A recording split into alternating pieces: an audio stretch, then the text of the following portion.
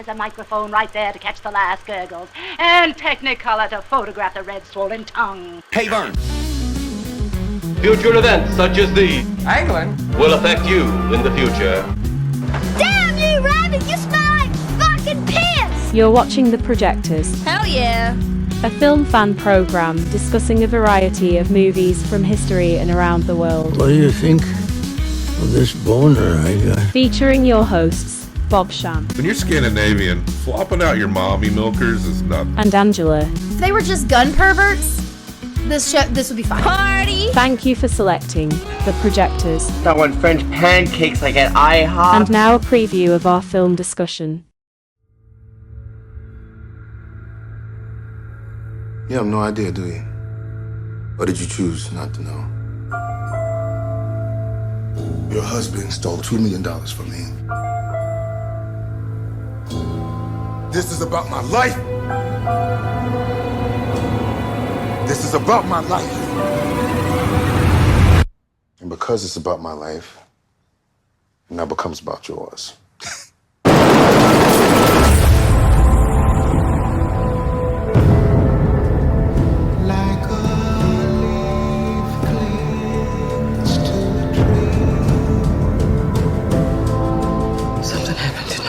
Bad. Mr. Mulligan, your family's been involved in Harry's life for many years. I need help. I don't see what I can do. Our husbands aren't coming back. We're on our own.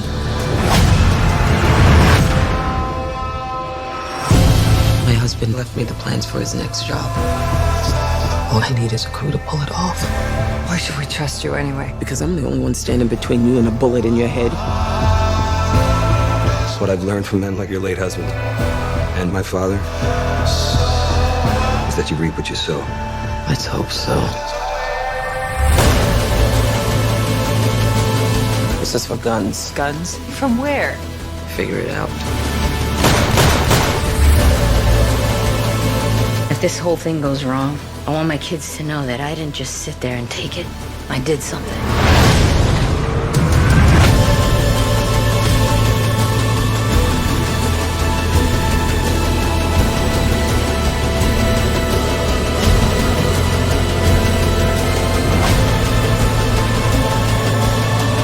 Now, the best thing we have going for us is being who we are. Why? Because no one thinks we have the balls to pull this off.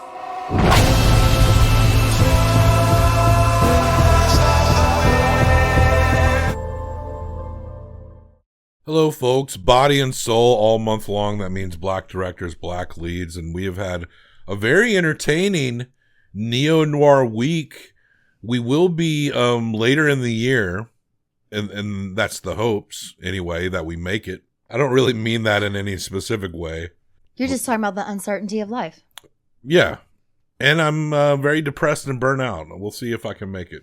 But yeah, we should. There might be, I do have a loaded month of neo-noir, a sequel to our classic noir month, The Left Hand Endeavor, but with modernized versions, with, of course, classic selections early in the week. And I hope we make it there. But this week is really good because I feel like it's like a preview for that. Mm-hmm. And my favorite movie genre, and it covers a pretty broad spectrum, are like crime movies, neo-noirs, classic noir, stuff like that. And I'd heard some buzzing around this movie since it came out in 2018. I maybe just breezed past this movie and didn't think of it, and then we finally sat down to watch it. And I was pleasantly surprised at this really well-made little neo-noir heist movie we got here. And probably my favorite role I've ever seen Viola Davis play to date.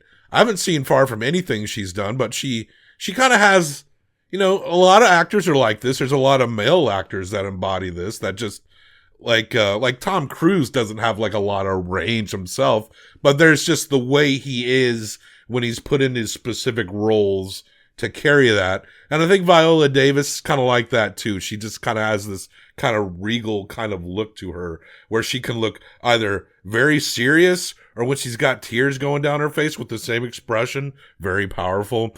And sometimes I might criticize that, like, I like her and I like her delivery, but I do feel like I see Viola Davis play the same character a lot.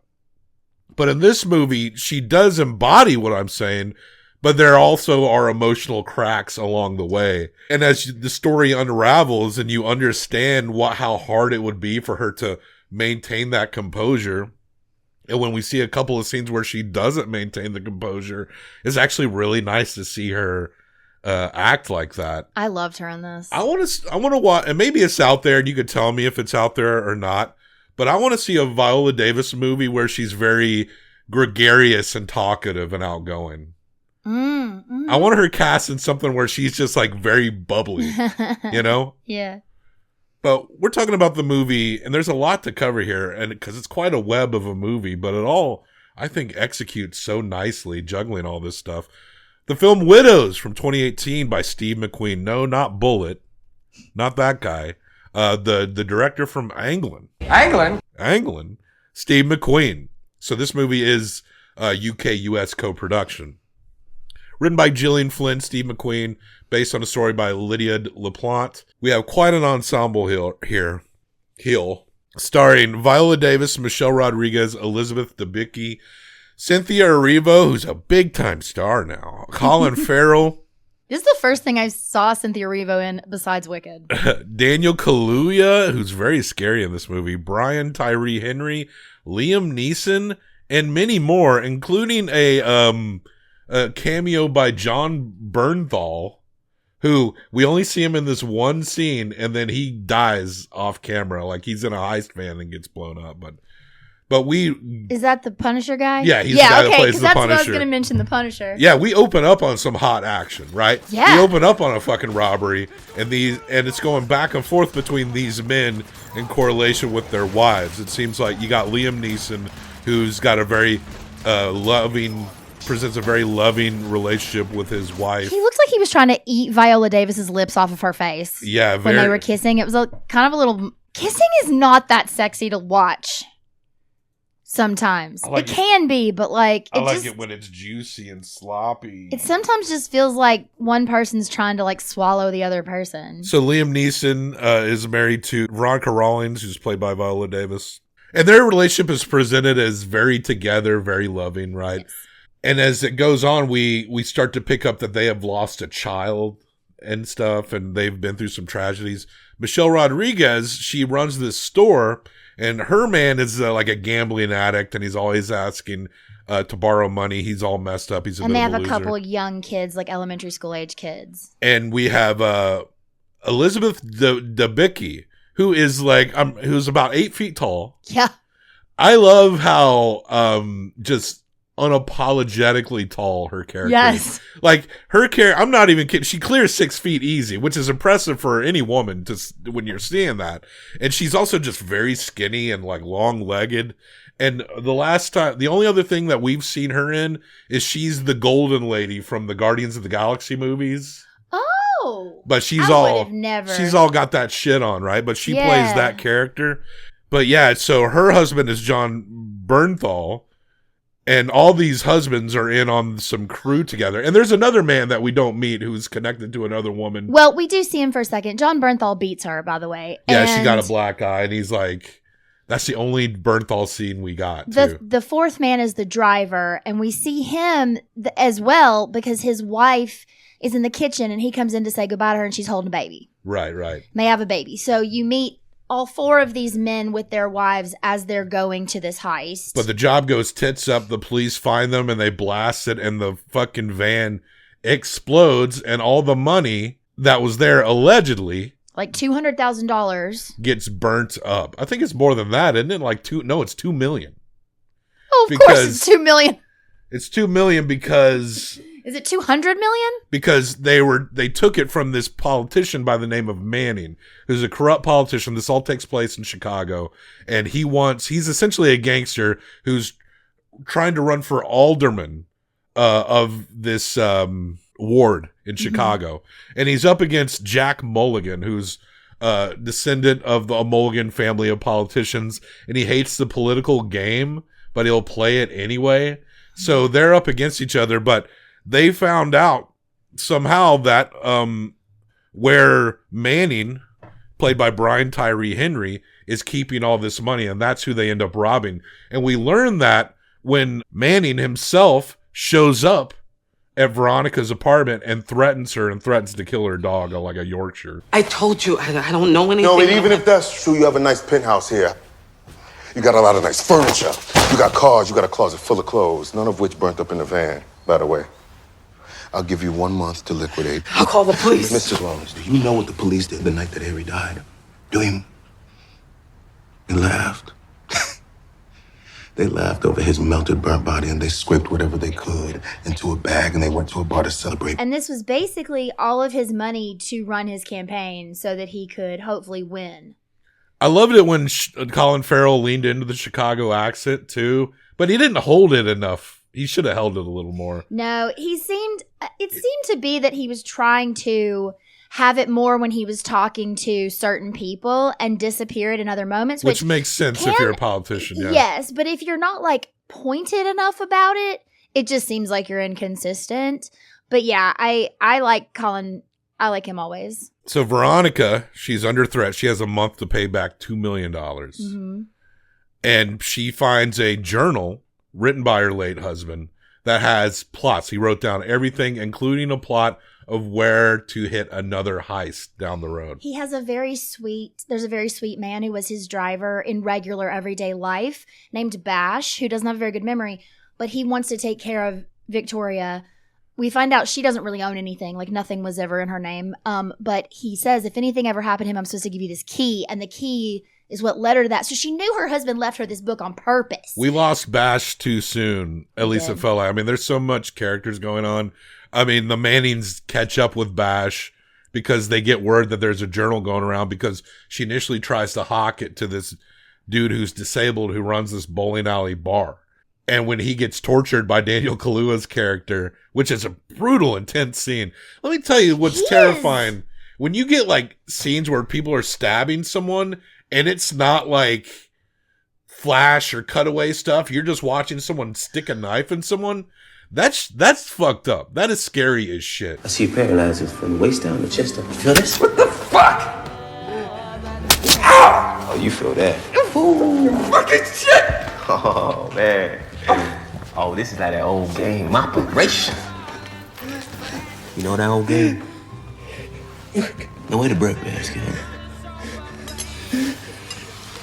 And he's like, "Oh, you paralyzed from the waist down? Can you feel this?" Yeah, and like stabs him in the leg. He's like, "You can't feel this," and he's stabbing him in the legs. Fucking shit. That's why that Zodiac scene is so intense because that's what that scene is like. Yes, that character.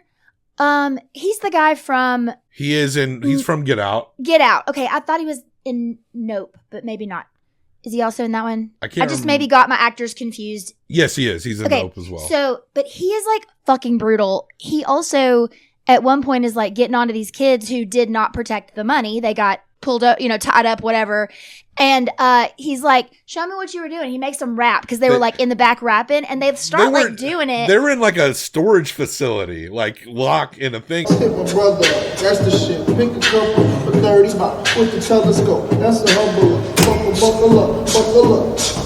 Man, I do this for my guys. If you this, then you gotta die. That's a simple fact, simple truth. I can never lie. Dios mío, man. Let me see your hand. We chop it off. Let me see your chain. Think you got that at the shopping mall by Cinnabon or the GameStop. Do I stop? And a guy opens it up, and you can hear them rapping before you see them. Mm-hmm. He brings them out, and he's like, because apparently these are the people that they managed to get past to get the money. Yeah. And he has them rap. And this is an actual rap group, and I can't remember what their names are. And he acts like he's kind of getting with it. Well, they're good. Yeah. But then he just shoots one in the head and shoots the other as he's running away. He looked at the guy and he goes, "Run." And as soon as he ran away, he popped him in the back. Yeah. Like just the brutality of it. He's Manning's, he is a Manning. He's the brother of Jamal Manning, the guy who's running for alderman. And he's stone fucking cold. Well, Veronica hits up the other wives He can only get a hold of Michelle Rodriguez's character and Elizabeth Debicki's character. Even though the Mannings haven't pegged them, she wraps them in for her own safety because she will turn them in alongside her in order as leverage, blackmail leverage, to get her to work with him. Because she knows she can't do it by herself and she has no one else to turn to. And she has to pay back $2 million. There's a heist that her husband has long since planned that can net $5 million. So they'll just pay Manning back $2 million and then split the three. But they need a driver, and what's his name? Bash was gonna do it, but he ends up. I love it when they walk in and he's wearing a '85 Bears Super Bowl ring. They had a Super Bowl ring? 1985 Bears. You played for the Bears when they won the Super Bowl? Hey, Asma, did Bash Babiak win the Super Bowl? Don't believe he did. No, it was a birthday present from Harry. That might seem a little silly, like you have a Super Bowl, but I guarantee you a third of any man from Chicago, if they owned a Chicago Bears Super Bowl ring, would definitely just wear it around their house. This character, I know him from somewhere and I didn't even look it up, but this guy is simple. He's not stupid, but he mentions at one point he can't remember things very well. You get the idea that maybe he got knocked around a little bit. Maybe he used to be a fighter or something. Who knows? It's so sweet when they ask him about that and he's like, oh yeah, no, this was a present from Liam Neeson's character. And he's just talking to them. And then they just start fucking because he won't tell them anything about Veronica. He's like, I don't know anything about a book because he's going to protect her. He protects her to the point of death. The actor's name is Garrett Dillahunt. I saw him last in later seasons of Justified when I burned through that series. So he's in that. He's a villain in that one. So they start to plot it out, but Bash is dead, so they need someone else. And well, what do you know? Michelle Rodriguez, babysitter. She's got her own problems and she needs to make some money herself. So Michelle brings her in. And that's Cynthia Erivo. Yeah. Before that happens though, there's a very, very important scene where Veronica goes to the driver's wife who has the baby. And she goes to the house and she's like, hey, listen, do you know like anybody else who could be it? Did your husband ever talk about anybody else who's a driver? Could you like hook me up with someone who's a driver? And she brings her dog everywhere. She's this little floofy dog. While they're in this woman's house or apartment, her dog goes to this door and starts losing his shit, right? The dog is like freaking out. And she walks over to pick up the dog and she sees her husband's flask on a table in the hallway. And she stares at the door for a very long time. And I out loud, we watched this separately, but I out loud was like, open the fucking door! Open the door! Because, I mean, you knew it was in there. But then they actually do show you. She leaves. She just picks up her dog and leaves. The woman comes out and opens the door and says to Liam Neeson, who's alive and sitting there, we should have left earlier. Okay. Why? Why? Liam Neeson is alive. He's been having an affair with the getaway driver's wife. And then we get a flash, and then we cut to Liam Neeson with Mulligan. By the way, Colin Farrell's Mulligan. He's the son of Robert Duvall. So Robert Duvall also makes an appearance in this movie. I think he's passed away since then. We see Colin Farrell and Liam Neeson's characters on a boat out on Lake Michigan. What about that detective scumbag, Fuller? He's just happy that you'll never show your face in Chicago again. He's retiring a wealthy man. You know, you guys went a little heavy on the accelerants. I was lucky to get away with half of that. I want the full amount, Harry. $1 million like we agreed. I thought this was about stopping the Mannings. Don't think you can fuck me over like you did your crew. And basically they talk about how they have this deal. I guess it was maybe Mulligan who kind of gave them the line on where to hit Manning or whatever, yes, I guess. Yes. So Liam Neeson's character turns on his heist crew buddies and he actually blows up the van after he takes the money out. So he's gone and he's trying to sneak around and get a new life. But he also owes money to the Mulligans, right? And he has to pay them back or something, or else he's going to tell them that he's alive. I think the deal was they were supposed to split the $2 million because Mulligan told him where to get it and is helping him get away. But he doesn't want to give it to him. So they need to kind of also, throughout the movie, figure out where this location that is mapped out in Liam Neeson's journal is supposed to go. And Michelle Rodriguez can't really get it done. Gets the name of like the architect or designer or something. But ultimately, it's the Elizabeth Debicki's character of Alice. She kind of becomes like a sugar baby call girl type for this bigwig guy who's played by Lucas Haas, bona fide member of the Pussy Posse, and probably his swaggiest, juiciest role in a long time, where he has some pull, so he gets the information she needs, and what do you know, where they need to hit is the Mulligan campaign headquarters, which I'm not sure, which I guess is their house. It's his house, but it's one of those, it's for show so that he can get elected in that district or that ward. But his dad sleeps and lives there, apparently. Yeah. But there's a safe room, and that's where all the money is hidden. Also, Veronica, she kind of knows her husband's alive, right? Yeah, because she knows he was in that room. She just didn't, when she saw But his she glass. didn't open the door because she didn't want, like, she knows, but she didn't want to know, and she's going to keep, either way, she still owes all this money. She still has to take care of herself. So they go to do the job, and they go in, and everything seems to be working out well. They tie up, they have a lady, they scare a lady off, they tie up the security guy.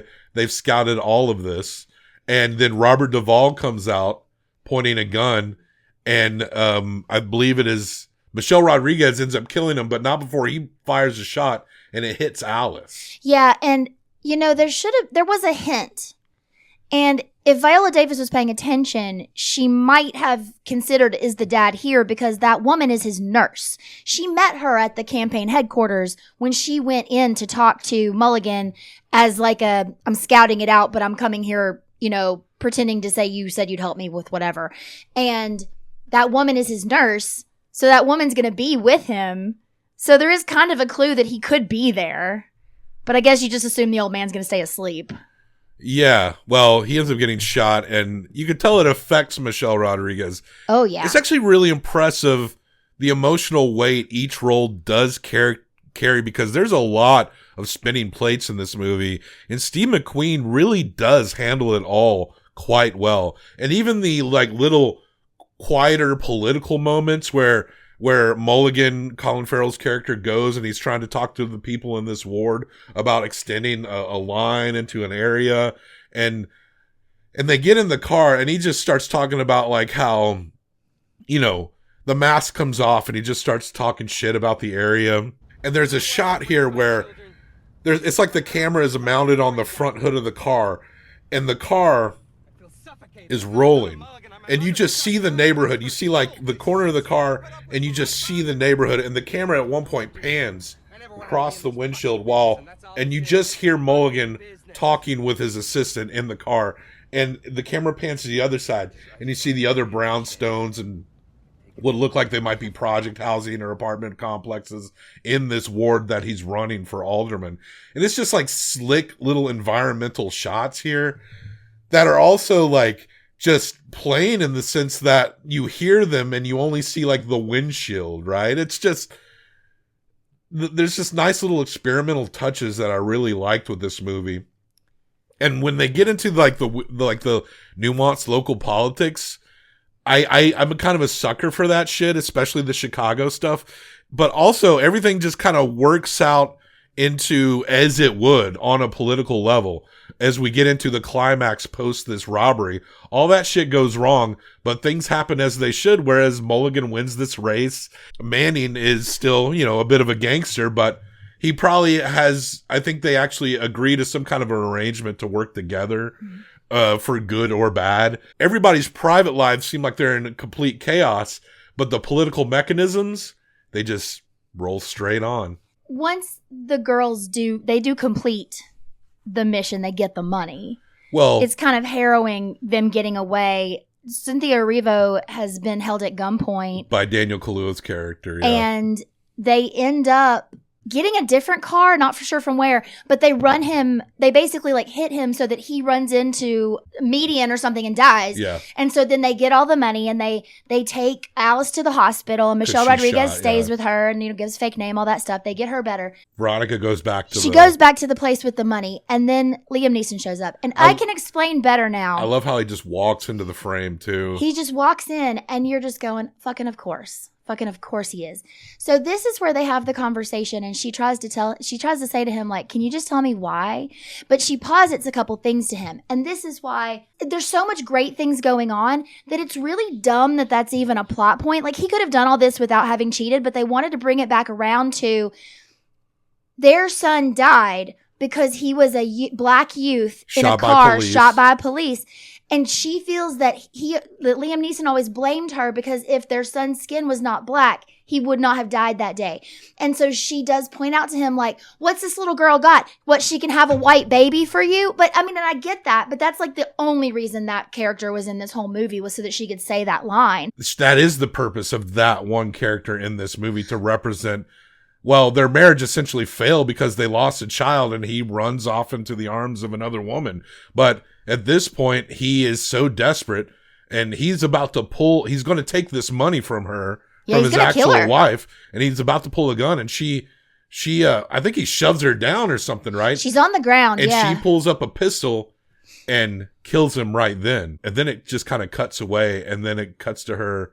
We don't really know what happened from that point, but then we see her just going to sit in a restaurant, and she looks and she sees Alice, the 8-foot tall Polish woman. And they had a closer bond. I mean, you also see Michelle Rodriguez with her kids go and like open her store again. Like she gets her store back. So we know she's good, but she's separate. There was something very special between Alice and Veronica. It seemed like everyone just kind of took one look at Alice and was like, she's nothing.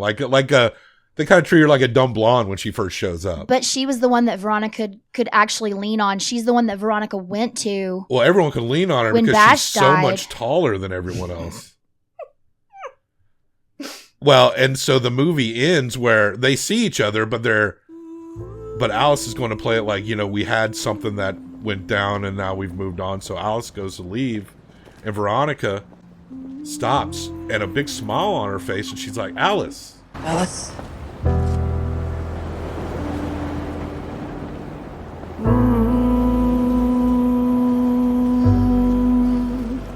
How you been?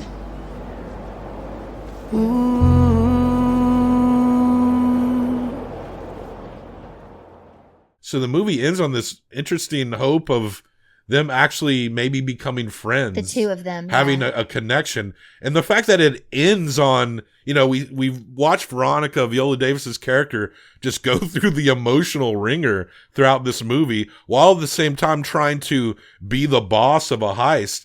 And at the end of the movie, she gives like this big smile, and it's like, there's this desperation to just move on and be a normal fucking human being. Absolutely. And I like that in touch. That was really nice. Yeah, I do think the one who grew the most is Alice's character, because she was being beaten up on by her boyfriend and her mom, and everybody treating her like shit. Like, all you've got is what's between your legs, and you're pretty, so you better use it. And yeah, Veronica was like the first person who saw her and said, no, you can do things. Yeah. So it was very special. Like, she was very strong at the end. I'm kind of impressed that we managed to go through that whole movie in less than 30 minutes. I was like, watching this movie was like, this is going to be a 45-minute one. But I really thought this movie was very, very sharp. I thought it was like just a cool movie overall. And I think this one for me has a lot of rewatchability as well. But we're going to give this 1 through 5 each. Combined for best out of 10, I think I'm a 4.25 for Widows. I really was impressed at this nice. Might be one of the better neo-noirs I've seen to come out since this time. This is 2018. Mm-hmm. It did make a little money too. Cost $42 million and made $76 million. So it did pretty good. I'm giving it a 3.75. Okay, so that is a 8, a solid 8 out of 10. So folks, Steve McQueen's Widows from 2019 is a solid 8, an A- movie. It's ranked up alongside other movies like The Terminator, The Mummy from 1932, The Old Dark House, The Bishop's Wife, Starship Troopers, Sergeant York, RoboCop. These are some good movies. Prince of Darkness. A lot of good stuff in the 8s. I mean, it is a good score, and that's where Widows resides. So next week is our last leg of Body and Soul. And for Monday, we are revisiting a huge hit, one of our few Marvel Studios movies we'll be discussing. And I think you can guess what it is. There's not like a lot of Marvel movies with black directors and black leads, but there is one infamous one that made $1 billion at the box office. It became a phenomenon. And this character and the world he's from, created by a white dude from Brooklyn, became a part of American black identity. And that's right. We're talking about none other than Ryan Coogler's Black Panther. So it'll be fun revisiting that movie. And I recall it being one of the Marvel movies with actually a good villain. There's not a lot of those. Yes. So, a good and hot villain. And then after that, we will talk about the Denzel Washington movie Out of Time. That's the one where he loses his watch. Yeah. He's like, where's it at? And he's digging, looking in the couch cushions, and it's an angsty piece, an angsty auteur piece, but I really think there's something there. All right, so let's get out of here. Wakanda forever. Thank you for watching The Projectors. Click the subscribe button if you haven't already done so. We are available on YouTube and podcast. You can also support the show by liking, leaving comments, reviewing, sharing, and never questioning Bob when he claims that certain characters in movies are like autism. We love you.